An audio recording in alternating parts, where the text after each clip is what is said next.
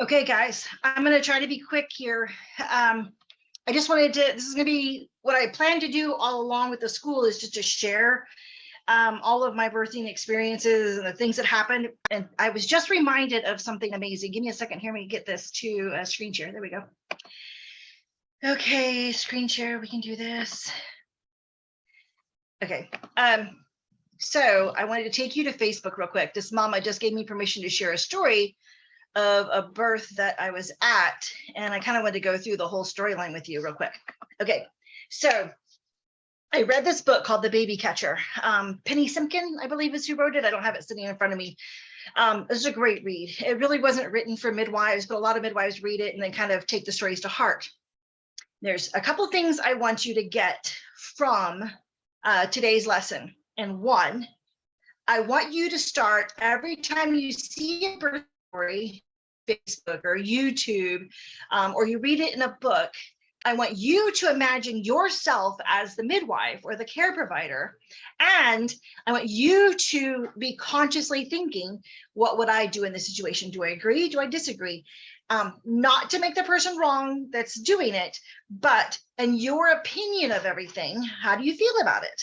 Okay, that's a real big deal. I want you to be present and conscious and aware as you're going through birth stories. All right.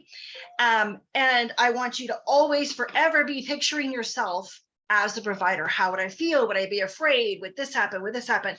Would I have done that? Would I have done this differently? You know, how could I have prevented this? This happened because of something I did. And I want you to be just kind of aware of it. Okay. So in the book, a Baby Catcher by Penny Simkin, I'm pretty sure I got all that right. She tells a story about a woman who goes into labor, starts birthing pretty fast, but the cord, a great big long prolapse cord, comes out. Okay. And then she heroically puts her hand in there and holds the baby back as she's contracting, and then they get into an ambulance. Hold on a second. Yes? I think your cord's inside your book back beside you. Okay. It's going to have to wait. And holds the baby back. And then she rides in the hospital with the mom on all fours and her hand in this woman's, you know, and then they get to the hospital and they have to flip her over and flip the mom over. And then they do a cesarean and oh, it's so dramatic. And then the surgeon actually cuts through and can feel Penny's hand, and Penny can actually wave through the woman's uterus. Or there's this whole thing. It's been a long time since I've read the story, but in my mind might have kind of added a little details in there. But that's the gist of it. And I remember thinking about it, like I remember putting myself in that position because I was already kind of practicing as a midwife at the time when I first read it. And what I got for myself was, well, if she was already at 10, enough to get your hand in there, why didn't you just birth the baby? Like, why didn't we just like really go for it and birth the baby? Well, that was a question I had like lingering in my head. Well, guess what? About 5 years ago, as a matter of fact, 5 years ago today, that happened. And so the mom who birthed this little boy, I'm not gonna say his name, but you can actually see her on my Facebook, on my wall here.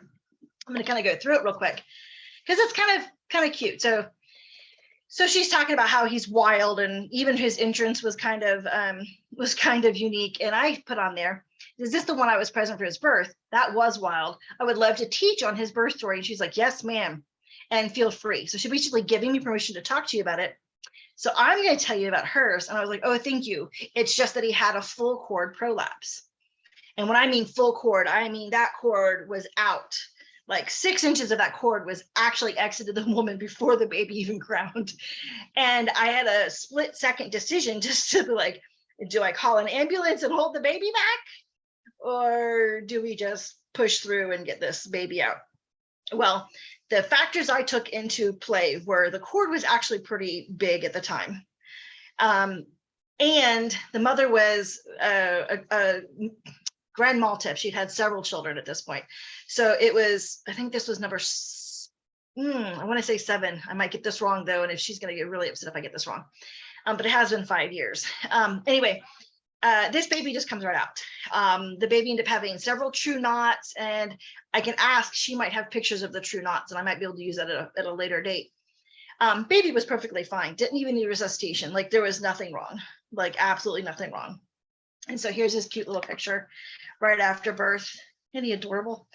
Anyway, but let's get to her story real quick. So Tasha has had lots of premature labors. She and I went to the same school.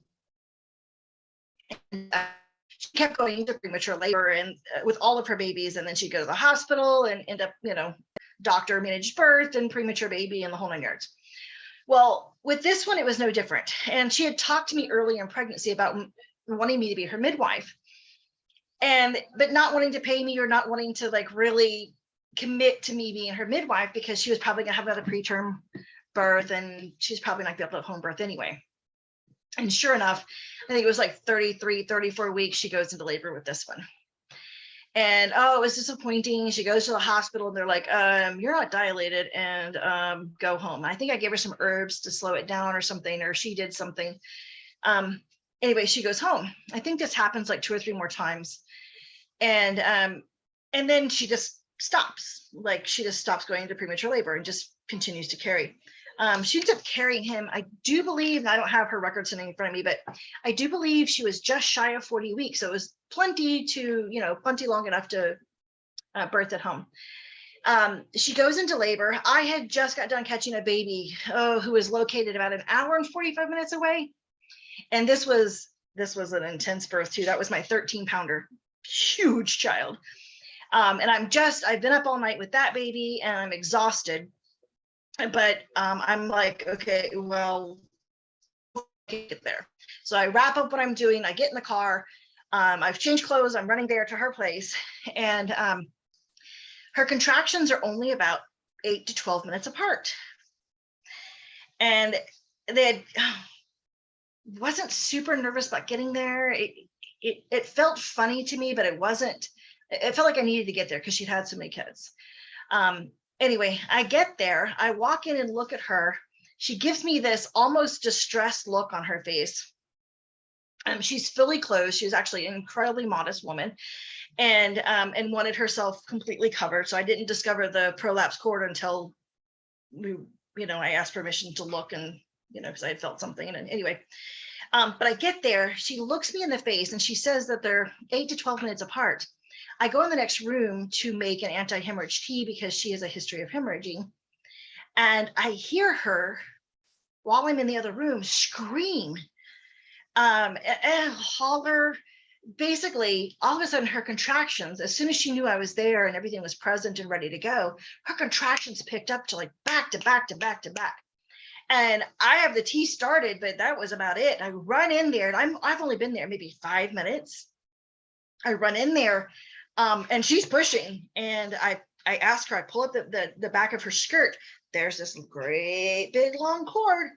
Oh my goodness, are you kidding me? And there wasn't a whole lot of time to act. This was just push harder. We need this baby out immediately. We don't have time for, the pushing phase to be 3 or 4 contractions. We need this baby out right now. And sure enough, she pushed. I had my apprentice get the cord clamps ready just in case this was going to be a problem and the cord clamp split, or the cord was broken off with the pressure of being against the bones and the baby's head caught between the two. Nothing like that happened. The Wharton's jelly was strong enough to keep the cord intact. The baby came out. I do believe I had to kind of rough him up a little bit, but no real major resuscitation necessary. Excuse my phone. It does this 24/7. Anyway, long story, it was perfect. It was wonderful. And because I had read the story previously with Penny Simpkin, I already had a level of what could I do? What should I do? What might I do?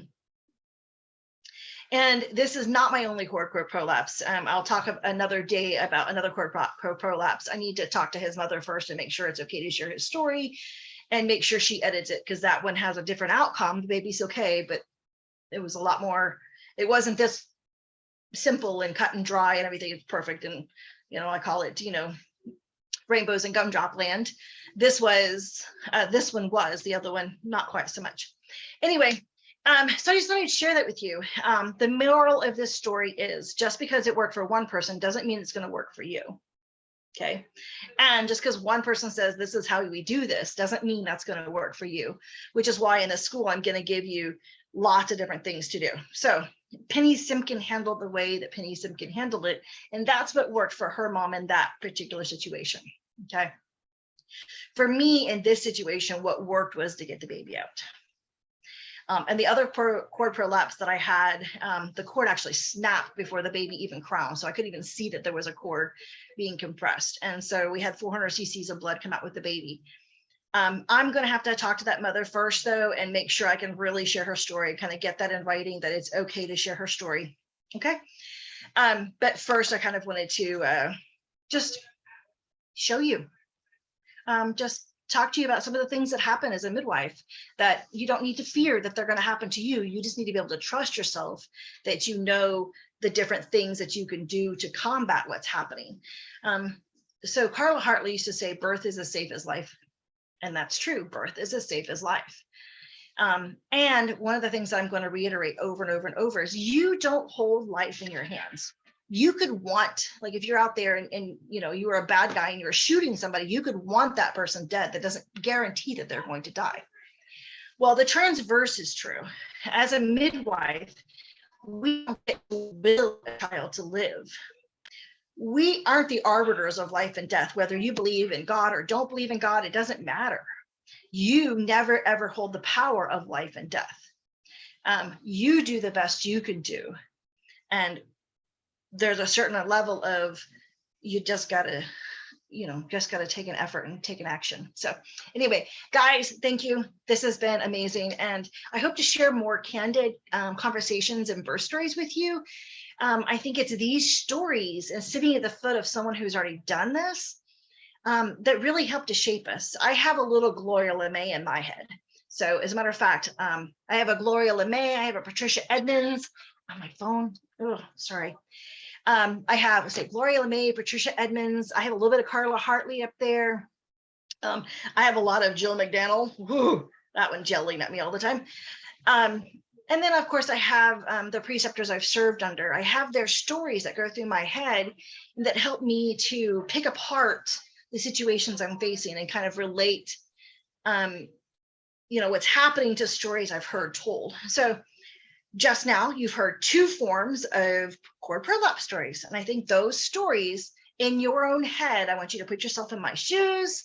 I want you to imagine you're going through it. And what would you choose? Would you be more like Penny Simkin? Or would you be more like Gwendolyn Posey? I don't know. We'll see, won't we? All right, guys. Thank you so much for being here today. And I'm going to let you go.